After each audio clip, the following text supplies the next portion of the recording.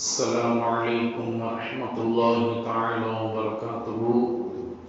بسم الله الحمد لله. அந்நியத்திற்கும் பெருமதிப்பிற்கும் உரிய அல்லாஹ்வின் நல்லடியார்களே, அல்லாஹ்வினுடைய மாபெரும் கிருபையினால் இந்த மகத்துவமான மஸ்ஜிதிலே சுபஹ் தொழுகையை முடித்துவிட்டு நல்லது ஏற்பதற்காக வேண்டி அமர்ந்திருக்கிறோம். இன்று முதல் சப்பும் நிரப்பமாக இருக்கிறது.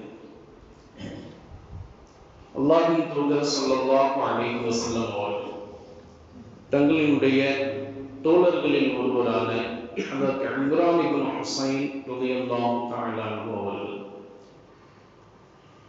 ரொம்பவும் நபிகள் நாயகம் ஸல்லல்லாஹு அலைஹி வஸல்லம் அவர்களுக்கு அந்த தினமும் பணிவிடை செய்யக்கூடிய ஒரு மாமனிதர். எதேச்சையாக ஒரு நாள் அன்று நபிகள் நாயகம் ஸல்லல்லாஹு அலைஹி வஸல்லம் அவர்களுடைய இல்லத்திற்கு வந்து சலாம் சொல்லி நபி ஸல்லல்லாஹு அலைஹி வஸல்லம் அவர்களிடத்தில் துஆ செய்யுமாறு கேட்கிறார்கள். நபிகள் நாயகம் ஸல்லல்லாஹு அலைஹி வஸல்லம் அவர்களும் துஆ செய்கிறார்கள். அதன் பிறகு நபிகள் நாயகம் ஸல்லல்லாஹு அலைஹி வஸல்லம் அவர்கள் கேட்கிறார்கள், இம்ரான், நாம் இப்போது என்னுடைய மகளான ஃபாத்திமாவை சந்தித்து விட்டு வரலாமா அப்படின்னு கேட்குறாங்க. அப்போ இம்ரான் ரலியல்லாஹு தஆலா அவர்கள் சொல்கிறாங்க, யா ரசூலல்லாஹ், அப்படியே செய்யலாம். அவங்க சுவனத்து உடைய தலைவியாச்ச, சுவனத்தினுடைய கூடிய பெண்களில் தலைவியாக இருக்கிறார்களே, கண்டிப்பாக சந்தித்து விட்டு வரலாம் என்று சொல்கிறார்கள். சரி வா போகலாம் அப்படின்னு சொல்லி ஃபாத்திமா ரலியல்லாஹு தஆலா அவருடைய வீட்டின் இல்லத்தின் கதவுக்கு வெளி பக்கமாக வெளிவாசலில் நிற்கிறார்கள். நபிகள் நாயகம் ஸல்லல்லாஹு அலைஹி வஸல்லம் கதவை தட்டுகிறார்கள். உள்ளிருந்து சப்தம் வருகிறது. கதவு திறக்கல, உள்ளிருந்து சப்தம் வருது. யார் என்று கேட்கிறாங்க. இப்போ நபிகள் நாயகம் ஸல்லல்லாஹு அலைஹி வஸல்லம் சொல்றாங்க, நான் தான் உனது தந்தை முஹம்மது ஸல்லல்லாஹு அலைஹி வஸல்லம். தந்தை வராங்கன்னு சொன்னோன்னா உடனே கதவு திறந்திருக்கணுமா இல்லையா? ஆனால் உள்ள இருந்தே அடுத்த கேள்வி கேட்குறாங்க, உங்களோடு யாரேனும் வந்திருக்கிறார்களா? ஆம், யார் என்று கேட்குறாங்க. அப்போ நபி ஸல்லல்லாஹு அலைஹி வஸல்லம் சொல்கிறாங்க, என்னுடைய நண்பர் இம்ரான் இப்னு ஹுசைன் ரலியல்லாஹு தஆலா அவர்கள், எனக்கு பணிவிடை செய்யக்கூடிய மாமனிதர், அவரும் வந்திருக்காங்க. அப்படியா யா ரசூலல்லாஹ், கொஞ்ச நேரம் நில்லுங்கள், நான் உள்ள எல்லா ஸ்க்ரீன்லாம் போட்டு திரையெல்லாம் போட்டு அதுக்கப்புறம் எல்லாம் ரெடி பண்ணி வச்சுட்டு அதுக்கப்புறம் உங்களை கூப்பிடுறேன் அப்படின்னு சொல்லி முதல்ல எல்லாத்தையும் ரெடி பண்ணி வச்சுட்டு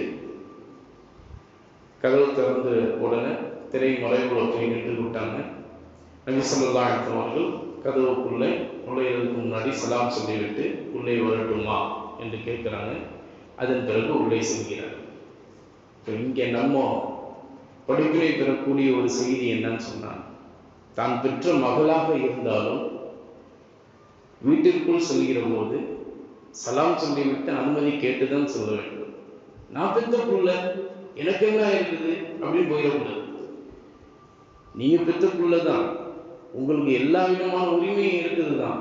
இருந்தாலும் அவங்க பெண்ணாக இருப்பதால் உள்ளே அனுமதி வாங்கிவிட்டு தான் சொல்ல வேண்டும். இல்லை, என் வீடு, நான் கஷ்டப்பட்டு சம்பாதிச்சு கட்டின வீடு, இது என் பேர்ல தான் இருக்கு அந்த வீடு, நான் எப்படி வேணாலும் போகலாம், அப்படி கிடையாது. அப்படி இருந்துச்சுன்னா அப்ப நீங்க மட்டும்தான் அந்த வீட்டில் வாழணும். அப்படி இருந்துச்சுன்னா நீங்க தட்டாமே உள்ள போயிடலாமே.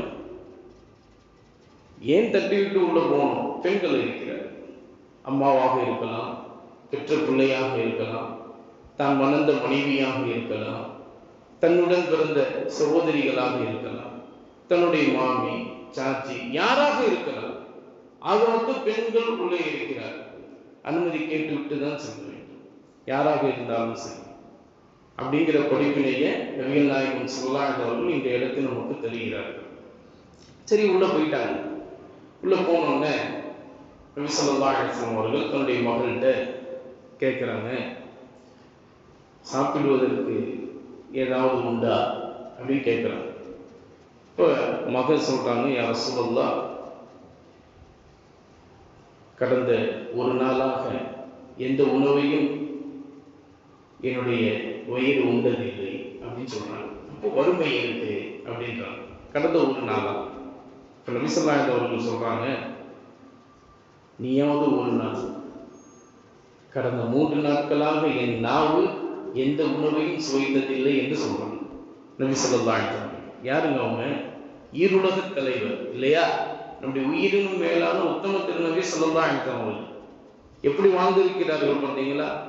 எந்த ஒரு உணவை சாப்பிட்டாலும் என்னுடைய உழைப்பின் மூலமாக வந்ததை மட்டும்தான் நான் சாப்பிட வேண்டும். வேறொருவர் கொடுத்து நான் சாப்பிடக்கூடிய ஒரு உணவாக என்னுடைய வயிற்றுக்குள் செல்லக்கூடாது என்கிற விஷயத்தில் பிடிவாதமாக இருந்திருக்கிறார்.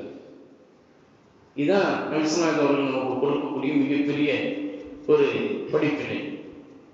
நபி ஸல்லல்லாஹு அலைஹி அவர்கள் இப்படி சொன்ன உடனே அப்ப ஃபாத்திமா ரலியல்லாஹு தஆலா அன்ஹா, யா ரசூலல்லாஹ், எனக்காக வேண்டி துஆ செய்யுங்களேன் அப்படின்னு சொன்னாங்க.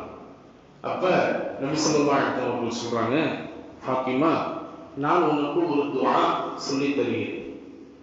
அந்த துஆவை ஒவ்வொரு நாளும் காலையிலும் மாலையிலும் ஃபர்லான தொழுகைக்கு பிறகு, ஃபர்லான தொழுகை எந்த இடத்தில் தொழுதையோ அந்த இடத்திலேயே அமர்ந்து அந்த துஆவை நீ செய்தால் அல்லாஹ் தஆலா உன்னுடைய இல்லத்தில் இருக்கக்கூடிய வறுமையை நீக்கி விடுவான், செழிப்பை உண்டாக்கி அருள் புரிவான். எந்த காலகட்டத்திலும் உணவு இல்லை என்று சொல்லக்கூடிய ஒரு அமைப்பு இருக்காது. அப்படியா ரசூலுல்லாஹ், அந்த துஆவை சொல்லித்தாங்களே அப்படின்னு கேட்கிறாங்க. அப்ப நபி ஸல்லல்லாஹு அலைஹி வஸல்லம் சொல்றாங்க, யா ஹய்யு யா கய்யூம், சொல்லுங்க, யா ஹய்யு யா கய்யூம் பிரஹ்மதிக நஸ்தகீத் ஃபலா தகில்னா இலா அன்ஃபுஸினா தர்ஃபத ஐனின் வ அஸ்லிஹ் லனா ஷஅனனா குல்லஹு. ரெண்டு வரி தான். சொல்லுங்க, யா ஹய்யு யா கய்யூம் பிரஹ்மதிக நஸ்தகீத் ஃபலா தகில்னா இலா அன்ஃபுஸினா தர்ஃபத ஐனின் வ அஸ்லிஹ் லனா ஷஅனனா குல்லஹு. யா ஹய்யு யா கய்யூம் பிரஹ்மதிக நஸ்தகீத் ஃபலா தகில்னா இலா அன்ஃபுஸினா தர்ஃபத ஐனின் வ அஸ்லிஹ் லனா ஷஅனனா குல்லஹு. இந்த துஆவுடைய அர்த்தம் என்ன? யா ஹய்யு யா கய்யூம், நிரந்தரமானவனே, நிலையானவனே, பிரஹ்மதிக நஸ்தகீத், உன்னுடைய அருளால் எனக்கு இந்த இல்லத்திலே செழிப்பை உண்டாக்கி அருள் புரிவாயா. ஃபலா தகில்னா இலா அன்ஃபுஸினா தர்ஃபத ஐனின், கண் சிமிட்டக்கூடிய அளவுக்கு கூட என்னை இன்னொரு மனிதரிடம் ஒப்படைத்து விடார். அவரை சார்ந்து இருக்கிற மாதிரி என்னை ஆக்கிறார்.